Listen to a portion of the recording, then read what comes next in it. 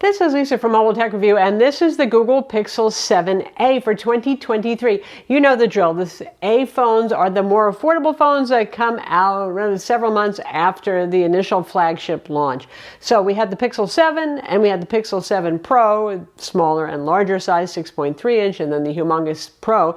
And this one is 6.1 inches. It has a 90 hertz OLED display, the same Tensor G2 processor from Google that you would get in any of those higher end phones, 8 gigs of RAM, 128 gigs of storage, stereo speakers, and dual cameras on the rear. This isn't sounding too bad, and that look we've come to know and perhaps love, but a little bit less sticking out and pronounced, this camera bar right here.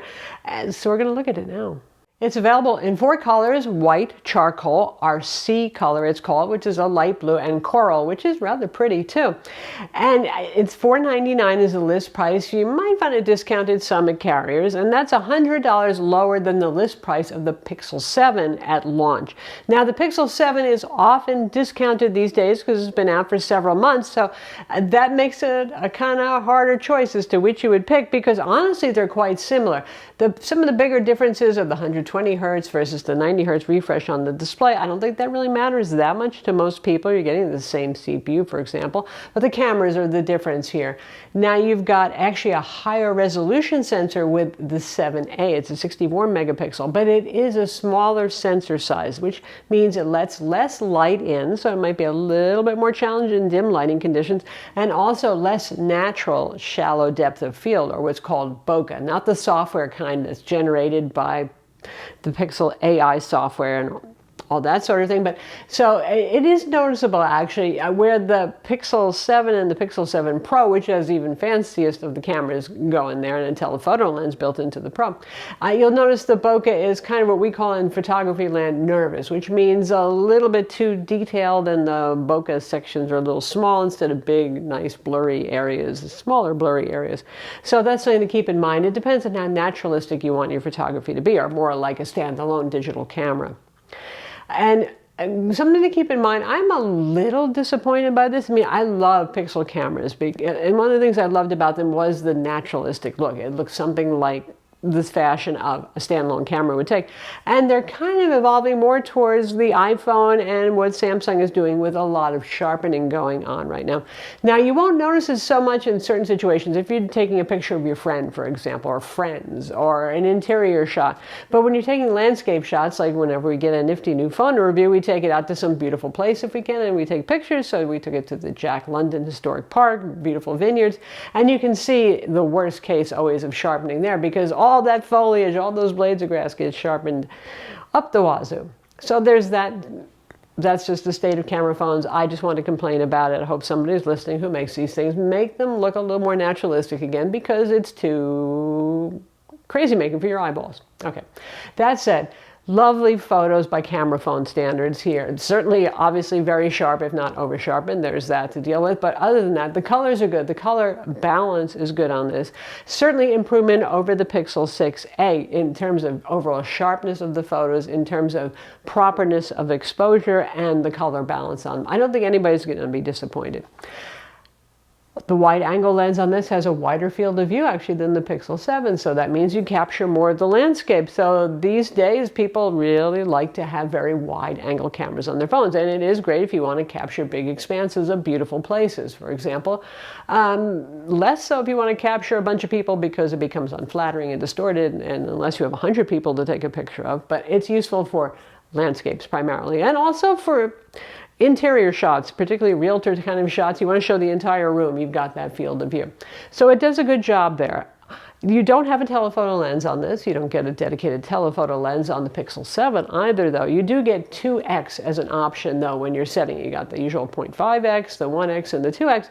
And there it basically does some cropping, and obviously it's doing pixel binning as well, because your 64 megapixel sensor is giving you a 16 megapixel equivalent image. But you can use zoom, and it becomes digital to zoom all the way up to 8x if you want, but honestly not great looking. I just stuck with the 2x zoom, which basically uses cropping more than anything else, and that looks quite nice. Now for night shots, it does about as well as the Pixel 7, despite the smaller sensor, and it's probably software improvements. Speaking of software, you get all the neat things like you've seen before, which is like the magic eraser. So you got somebody photobombing, or you have a telephone pole in the shot that you don't want to have there. Just use your finger, outline it, boom, it's gone. The software is superb on this. And in fact, I noticed, for example, if you are using that digital telephoto function and the pictures are looking not very sharp, there's the sharpening feature that they have, or the unblur, as they call it. I don't think most of us have problems with moving our camera anymore when we're taking a picture, but it does actually a good job of sharpening things up and cleaning them up if you're not happy with the digital zoom level. Some things that we don't always get to count on with so-called mid-rangey priced phones are here finally, and sometimes we're missing on Pixels. We have IP67 water resistance, and you have Qi wireless charging, and you have what Google calls fast charging. It's only 18 watt, and they say that you need to use their 30 watt USB-C fast charger, not included in the box. You just get the USB-C cable these days with phones if you want that level of fast charging, so not super fast. The back on this, by the way, it might not look it. Boy, they're doing a good job these days, manufacturers, of making plastic look like glass, but this is a plastic back on the phone. I'm okay with that because you know what, if you drop it, it probably won't shatter the way that glass does, and it makes the phone a little bit lighter. Of course, it has 5G. It's only sub-6 at this price range, but I think that suits most people. You don't get that fast millimeter wave that's not widely available anyway. And it's dual SIM, which means it's got a nano SIM card slot and it has an eSIM as well, for those of you who need it. The stereo speakers on this are pretty decent. You know, I mean, it's a phone, but what can you say? They're not bad, though, actually. You got Wi-Fi 6E, a Bluetooth 5.3 LE on board, all the things that you would expect these days from a smartphone. So, you know, in America, the mid-range space is not that crowded. Typically, if you're looking at mid-range pricing, because you don't want to spend a psycho $1,000 plus for your phone, you're looking at older generation phones often. So it's always good to see solid offerings from a trustable company like Google, who will offer 5 years of security updates, not 5 years of major OS upgrades necessarily, but there's that. So you're looking at that. You got the Samsung A54. That's another competitor as well. And that was a nice phone too. You get a higher refresh display. I think some people might lean toward the Pixel for the camera quality on there, but a similar price range. And hopefully we'll see some more entrants into the marketplace. But again, there's also the Pixel 7. If you find them for the same price, it's still slightly more premium, so it's also worthy of consideration. The phone has a 4385 milliamp hour battery, which is a pretty decent capacity, especially for a small 6.1 inch phone. By the way, one of the things that is nice about this 6.1 inch, same size as the iPhone Pro model, not the Pro Max, so it's a very hand-friendly phone.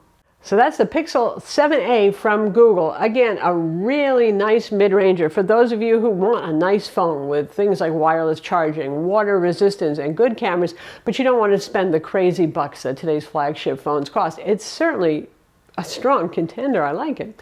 I'm Lisa from Mobile Tech Review. Be sure to subscribe to our YouTube channel for more cool tech videos, and thumbs up if you like this vid.